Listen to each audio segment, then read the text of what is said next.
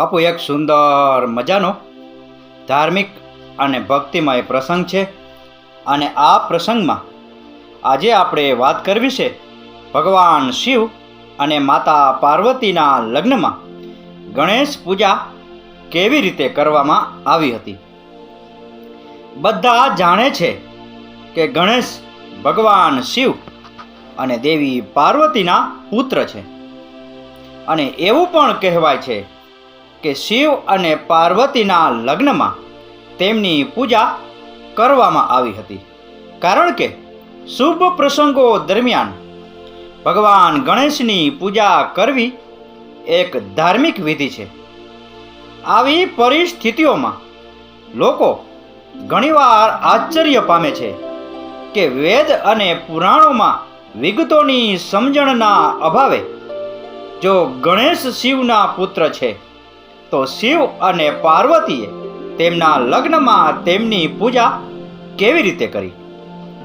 આ એક પ્રશ્ન રહે છે. ચાલો સત્ય શોધીએ, જેને તુલસીદાસે એક જગ્યાએ સંબોધિત કર્યું છે. તુલસીદાસજી આ શંકાનું નિરાકરણ કરે છે. મુનિ અનુશાસન ગણપતિ હિ પૂજહુ શંભુ ભવાની કૌશુની સંચય કરે જનીસુર અનાદિ જીય જાણી.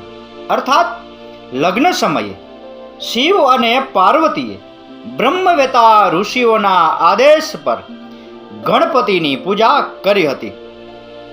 કોઈને આમાં શંકા ન હોવી જોઈએ, કારણ કે દેવતા એટલે કે ગણપતિ શાશ્વત છે.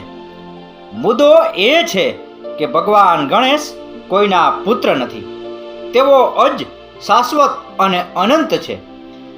ભગવાન શિવના પુત્ર ગણેશ વેદોમાં ઉલ્લેખિત ગણપતિનો અવતાર છે. ગણેશ એક વૈદિક દેવતા છે, પરંતુ વેદોમાં તેમનું નામ ગણેશ નથી, પરંતુ ગણપતિ અથવા બ્રહ્મસ્પતિ છે. વેદોમાં જે ગણપતિનો ઉલ્લેખ છે તેને પુરાણોમાં ગણેશ તરીકે પણ ઓળખવામાં આવે છે. ગણેશના ઉપરોક્ત નામો ઋગ્વેદ અને યજુર્વેદના મંત્રોમાં પણ મળી શકે છે. માતા જગદંબાએ મહાગણપતિની પૂજા કરી અને તેમની પાસેથી વરદાન મેળવ્યું કે તેઓ તેમના પુત્ર તરીકે અવતાર લેશે. તેથી ભગવાન મહાગણપતિએ શિવ અને પાર્વતીના પુત્ર ગણેશ તરીકે અવતાર લીધો. તેથી શિવના લગ્નમાં ગણેશજીની પૂજા કેવી રીતે કરવામાં આવી હતી તે પ્રશ્ન પાયાવિહોણો છે. જેમ ભગવાન વિષ્ણુ શાશ્વત છે અને તેમના રામ, કૃષ્ણ અને વામન સહિત અનેક અવતારો છે, તેવી જ રીતે ગણેશજી પણ મહાગણપતિનો અવતાર છે.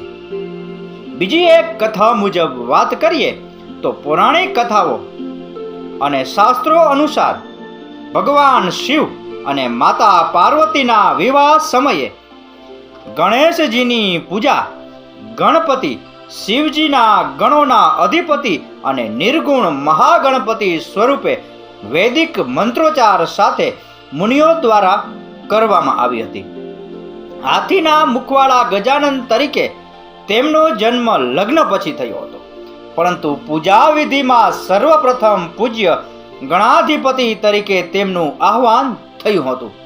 વિવાહમાં વૈદિક મંત્રો દ્વારા લગ્ન મંડપમાં બ્રહ્માજી અને ઉપસ્થિત ઋષિ મુનિઓની આગેવાનીમાં સર્વપ્રથમ ગણપતિ એટલે કે ગણોના સ્વામી તરીકે ભગવાન ગણેશના નિરાકાર કે આદિ સ્વરૂપનું પૂજન થયું હતું.